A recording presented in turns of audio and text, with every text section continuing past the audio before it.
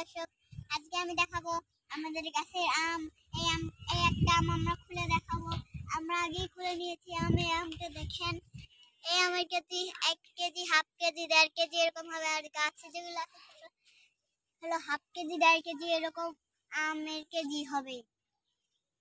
আমরা আর একটা গোল আম খুলে নিলাম।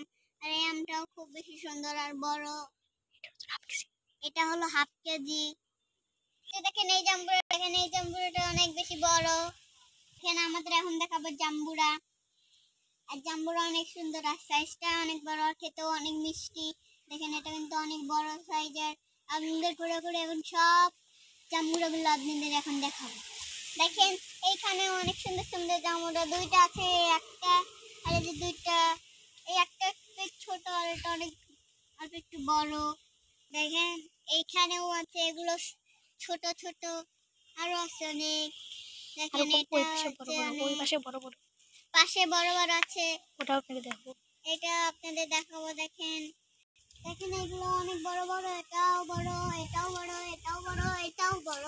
এগুলো অনেক বড় বড় বড়, আর এটাও অনেক বড় আছে। হ্যালো গাইস এভরিওয়ান, আপনাদের আমি বলছিলাম যে আগের ভিডিওতে যে যে এটা হ্যালো বলেছিলাম যে ছোট, এগুলো ছোট আছে, যখন যখন বড় হবে তখন বেঁধে দিবে। দেখেন এগুলো বড় হয়ে গেছে, এগুলো এখন বেঁধে দিয়েছে। আর এগুলো ছোট আছে, এগুলো বড়, এই যে এটার মতো বড়, এগুলোর মতো বড় হলে এরকম করে বেঁধে দিবে। আমাদের বাগানে ডালিমের গাছ একটাই, এই একটা ডালিমের গাছই মাশাআল্লাহ অনেক ডালিম ধরেছে, আপনারা গুণে সারতে পারবেন না।